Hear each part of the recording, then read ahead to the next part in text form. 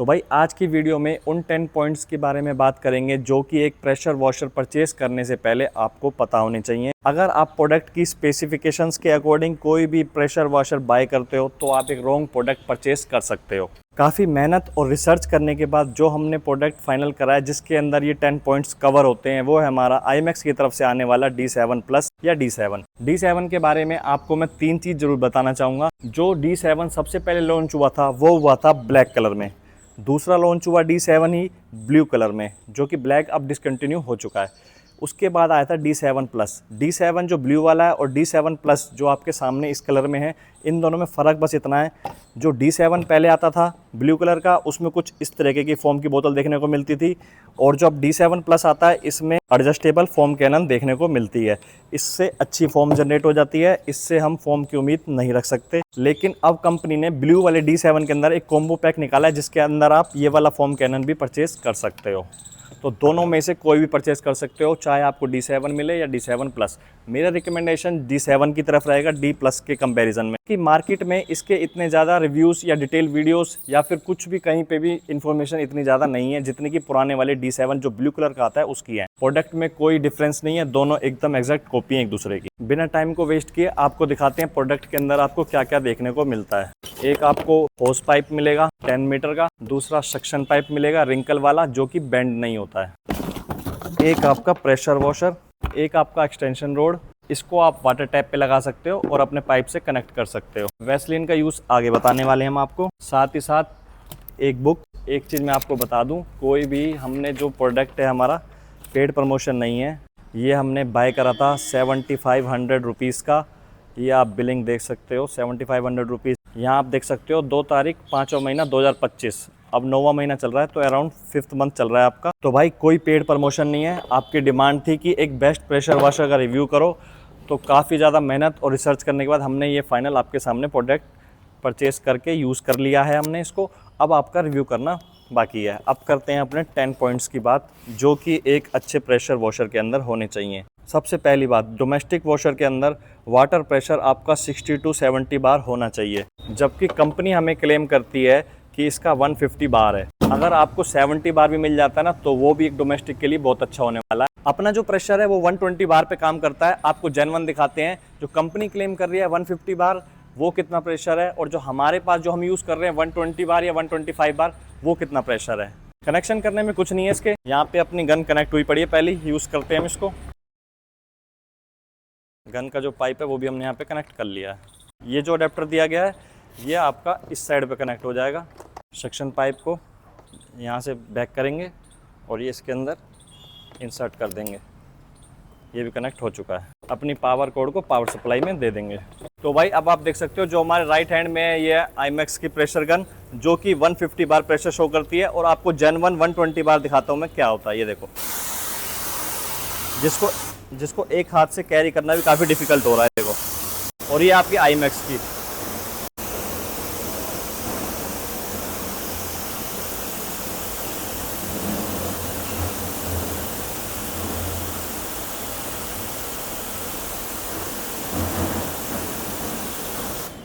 तो फ़र्क आपको साफ दिख गया होगा, लगभग डबल का फ़र्क देखने को मिल रहा है। तो भाई जो हमारा फर्स्ट पॉइंट था वॉशर का, वाटर प्रेशर 60 to 70 बार होना चाहिए।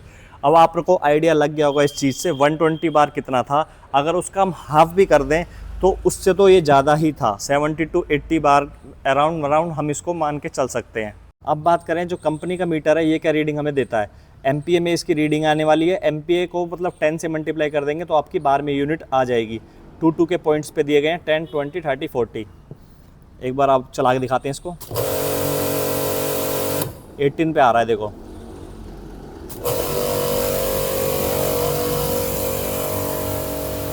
हाँ 18 पे आ रहा है, 17 से 18 पहुंच जाता है। 18 × 10 180 बार प्रेशर दिखा रहा है ये, जो कि बिल्कुल इसका मीटर भी गलत है, इसका जो मेंशन है वो भी गलत है। अराउंड मेरे हिसाब से 75 के अराउंड तो ये दे ही रहा है, इतनी हम इसकी मान के चलेंगे, जो कि हमारे फर्स्ट पॉइंट है उसको ये कवर करता है। दूसरा टेस्ट करते हैं, water flow rate 6 to 7 litre पर मिनट होना चाहिए। ये देखो यहाँ पे मेंशन है 10 लीटर नेट। देखते हैं 1 मिनट के अंदर कितनी फिल हो पाती है। जो अपनी मिनट वाली नीडल है उसको 15 पे आते स्टार्ट करेंगे और 15 पे आते ही इसको बंद करेंगे। करते हैं स्टार्ट।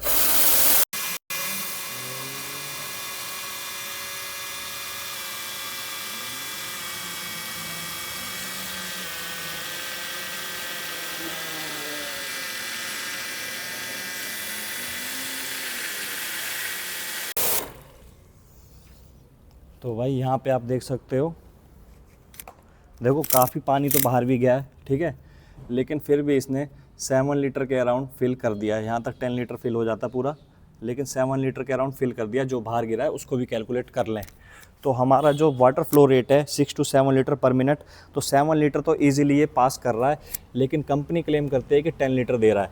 तो ये भी आपका एक और झूठ इसमें देखने को मिला आपको। नेक्स्ट पॉइंट है हमारा, मोटर की पावर 1500 वाट होनी चाहिए। कंपनी क्लेम करती है कि 2200 वाट है।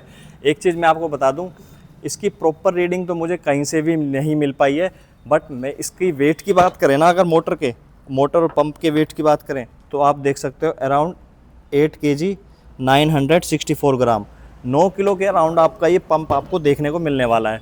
9 kg अपने पंप का टोटल वेट है।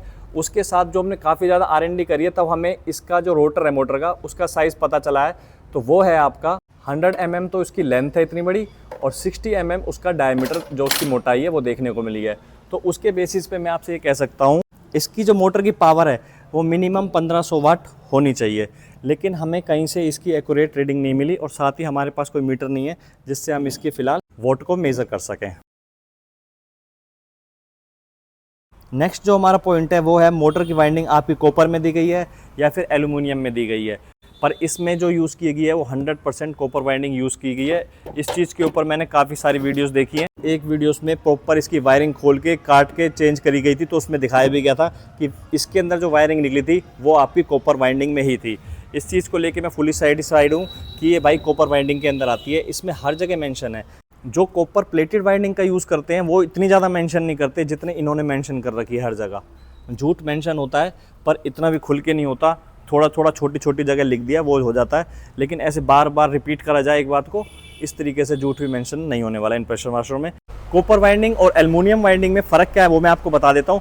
कॉपर वाइंडिंग 2 गाड़ी वॉश करने के बाद जितनी हीट होएगी, एल्युमिनियम वाली आपकी 1 कार वॉश करने के बाद ही इतनी हीट हो जाएगी। तो डबल स्ट्रेंथ रखती है, हीट कम जनरेट करती है, कंडक्टिविटी हाई है, और लॉन्ग लाइफ आपको देखने को मिलेगी, और ज़्यादा पावर प्रोड्यूस करती है एल्युमिनियम वाले के कंपैरिजन। तो ये चीज़ है देखने वाली है। आपको जब भी परचेस करनी है हमेशा कॉपर वाइंडिंग की तरफ जाना है। नेक्स्ट जो पॉइंट है वो है हमारा होस पाइप। होस पाइप में काफ़ी ज़्यादा आपको फ्रॉड देखने को मिलेगा। आपको कुछ इस तरीके के 10 mm के पतले पतले पाइप दे दी जाएंगे रबड़ के, फोटो में आपको दिखेगा नहीं प्रॉपर हाइड्रोलिक पाइप है या फिर रबड़ पाइप है। हैवी पाइप करके मेंशन कर दिया जाएगा, आपको समझ में नहीं आएगा फोटो में देखने के बाद कि आपका पाइप कौन सा है, ठीक है। यहाँ सबसे ज़्यादा वो दिक्कत आएगी। आप कुछ इस तरीके का पाइप आपको देखने को मिलने वाला है, और जो रबड़ के पाइप होते हैं बहुत कमज़ोर होते हैं, ऐसे मुड़ जाते हैं, इनकी लाइफ भी कुछ नहीं होती। दूसरी, इसकी जो लेंथ दी गई है वो 10 मीटर ही है, और 10 मीटर आपको नीड है ही है। अब एक देख सकते हो नीचे ब्लैक वाला पाइप जा रहा है जो कितना बड़ा है, देखो यहाँ से घूम घूम के देखो, यह घूम घूम के इतना बड़ा पूरा 10 मीटर का पाइप दिया गया है। तीसरी, 15 mm थिकनेस होनी चाहिए पाइप की। सबसे ज़्यादा जो झोल होता है ना, कुछ कंपनियां क्या करती हैं 5-6 हज़ार के पंपों में ये वाला पाइप दे देती हैं हाइड्रोलिक वाला, लेकिन जो उसकी थिकनेस होती है ना वो आपकी 10 mm के अराउंड होती है, जितनी की इस पाइप की है। ये देखो आप, अराउंड 10 mm के अराउंड थिकनेस दी गई है इस पाइप की, लेकिन ये जब ब्लैक होता तो आपको फ़ोटो में पता ना चलता। अब यहाँ पे इसका मेज़र करें तो ये देख सकते हो आप, ये अराउंड देख सकते हो, ये 15 mm यहाँ है। इसको हम 14 या 13 mm ईजिली कह सकते हैं। 14 mm के अराउंड इसकी थिकनेस है पड़ी, तो 14 mm तक भी इसकी थिकनेस बढ़िया चल जाएगी, कोई दिक्कत वाली बात नहीं है। 6th जो पॉइंट है वो है फोम कैनन आपका एडजस्टेबल होना चाहिए। कुछ इस तरीके का वाला होना चाहिए जो कम भी हो जाए, फोम ज़्यादा भी जनरेट हो जाए, और उसके बाद साथ ही साथ ये आपका इस तरीके का बिल्कुल नहीं होना चाहिए। ये सिर्फ शैम्पू को फेंकता है, एक साइड से लेता है एक साइड से फेंकता है, और इसमें कोई फोम जनरेट नहीं होती है। बात करें प्लास्टिक और ब्रास की, ये आपके डोमेस्टिक के मामले में दोनों चल जाएंगे। ये प्लास्टिक का है, अगर आपको बेटर ऑप्शन मिलता है कि आपको ब्रास वाला ऑप्शन में मिल जाता है तो आप उसको भी परचेज़ कर सकते हैं, बाकी प्लास्टिक वाला भी चल जाएगा। प्लास्टिक वाले के प्राइस की बात करूँ 750 रुपीज़ का है, और जो इस तरीके के फोम कैनन होते हैं वो 50-100 रुपये से ऊपर के नहीं होते। अगर पूरा ब्रास होता तो 1200-1300 रुपये का अराउंड आपको फोम कैनन देखने को मिलने वाला है। अब करते हैं अपने 7th पार्ट की बात, जो कि डिज़ाइन। डिज़ाइन कुछ इस तरीके का होना चाहिए जिससे आपको सर्विस करनी है, कोई पार्ट रिप्लेस करना है, या फिर कहीं ले जाने में पोर्टेबल होना चाहिए। हीट पासिंग अच्छी होनी चाहिए। ओवरऑल देख सकते हो यहाँ से भी हीट पासिंग दी गई है, नीचे से भी ओपन दिया गया है, साइड से भी फैन दिया गया है।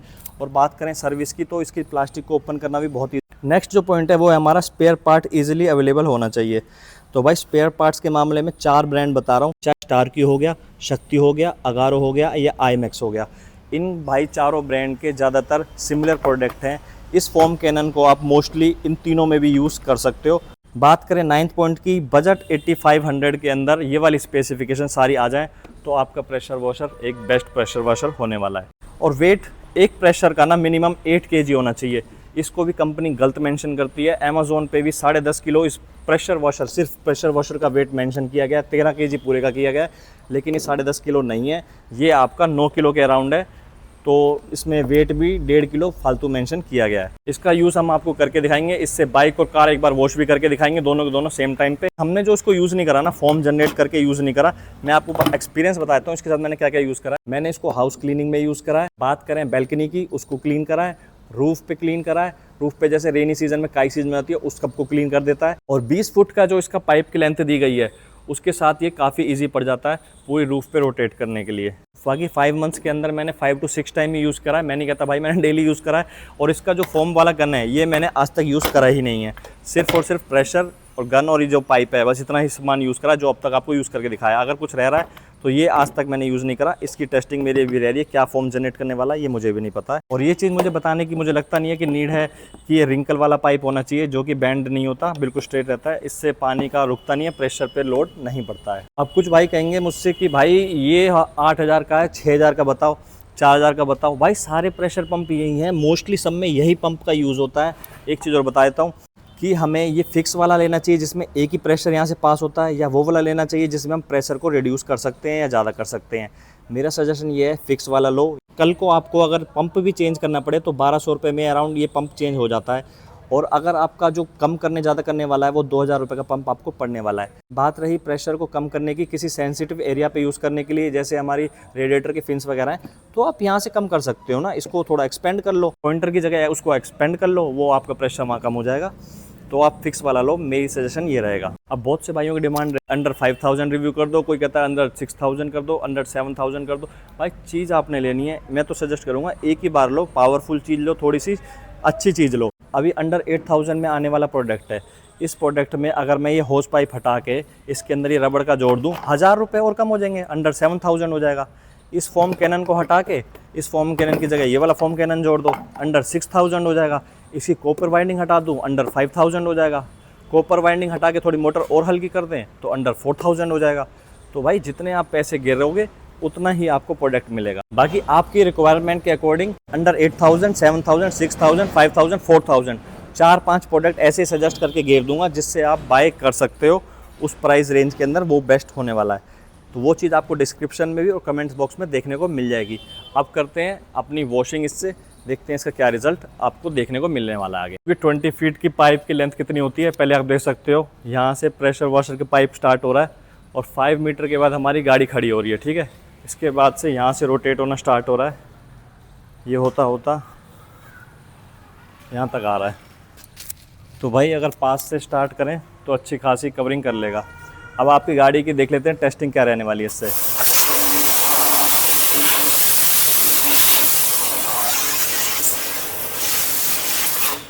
ये पॉइंटर में रिजल्ट था।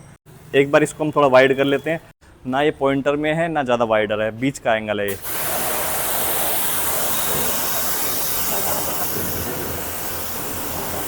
देखो ये वाला एरिया है, पॉइंटर नहीं है इस बार, हमारा जो प्रेशर है वो पॉइंटर नहीं है। अब देखते हैं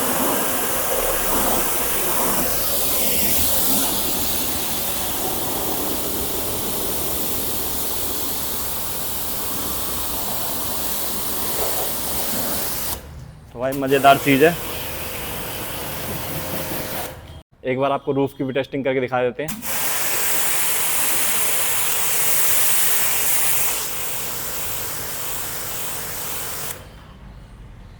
अब एक बार आपको कुछ बाइक वॉशिंग के भी शॉट्स दिखा देते हैं। कंडीशन देख लो क्या है। ऑटो कट है ये, जब प्रेस करोगे तभी ऑन होगा, अदरवाइज ऑफ ही रहेगा। ये देखो जब प्रेस करेंगे ट्रिगर को तब ऑन होना है, बाकी टाइम ऑफ ही रहेगा। ज़्यादा पॉइंटर नहीं कर रहे लेकिन ठीक ठीक पॉइंटर कर लिया है।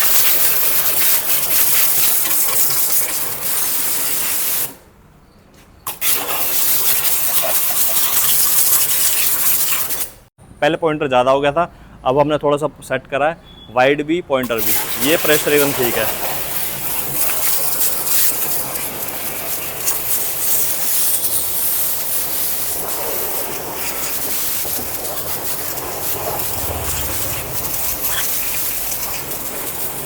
50 ml हमारा सफिशिएंट है 500 ml के लिए। थोड़ा सा ज़्यादा इसके अंदर जा चुका है, कोई नहीं, बोतल इस बार फिल कर लेते हैं पूरी। शैम्पू की जो मिक्सिंग है वो अच्छी देखने को नहीं मिली, इसमें थोड़ा सा शैम्पू नीचे बैठ गया है। तो भाई 70 ml के अराउंड था, थोड़ा सा ज़्यादा बढ़ गया था, 50 ml भरना था, लेकिन 1 लीटर हमने कंप्लीट कर लिया। 70 ml शैम्पू जो कि यूज़ करा हमने वेवैक्स का ग्रेफिन सेरामिक वॉश। इसके भी देख लेंगे क्या रिजल्ट रहता है।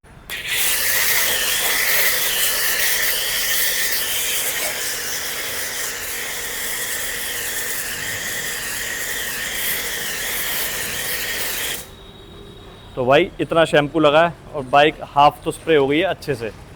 अगर डबल लेयर की बात करें,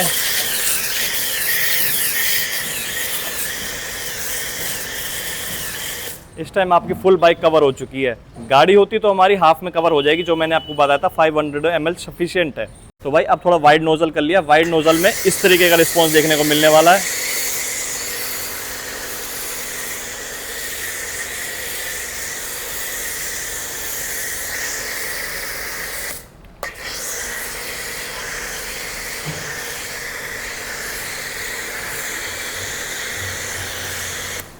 और जब फुल वाइड कर लेते हैं तो कुछ इस तरीके का रिजल्ट आपको देखने को मिलेगा।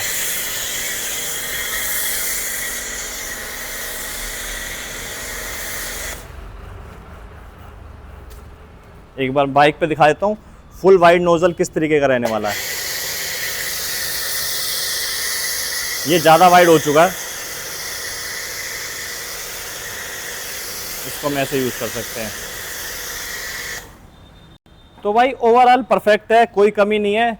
एक मेन चीज़ और आपको बतानी थी, जब भी आपने प्रेशर वाशर यूज़ करना है उसके बाद नेक्स्ट टाइम आपको 20 से 25 दिन या महीना भर प्रेशर वाशर को यूज़ नहीं करना। सारे अपने जितने भी जॉइंटर हैं, कपलर हैं, खोल के रखने हैं, उसमें से एयर पास होनी चाहिए। दूसरी बात, जब भी आप इसको रखो तो आपको एक सिलिकॉन ग्रीस रखनी है अपने पास। उसको क्या करना है, अपने जितने भी कपलर के जॉइंटर हैं सबके अंदर लगा के रखना है। मैं आपको सिलिकॉन ग्रीस का यूज़ करने के लिए इसलिए बोल रहा हूँ क्योंकि जो ये रबड़ के जितने भी पार्ट होते हैं ना, अगर आप लिथियम ग्रीस का यूज़ कर लेते हो जो कि नॉर्मली करते हैं, उससे ये रबड़ डैमेज हो जाएगी। आपको अगर कहीं पे सिलिकॉन ग्रीस नहीं मिल पाती है तो आपको वैसलीन लेनी है। जितने भी इसके जॉइंटर हैं सारे जॉइंटर के ऊपर आपको वैसलीन लगा के फिर से आप चाहो तो इनको अटैच करके रख सकते हो। इससे आपके प्रोडक्ट की लाइफ बढ़ेगी। अगर मुझे कोई कमी देखने को मिली है तो इन जॉइंटर्स में मिली है, थोड़े से और बेटर हो सकते थे जो कि नहीं है। तो भाई इस वीडियो में इतना ही, मिलते हैं भाई लोगों से नेक्स्ट वीडियो में।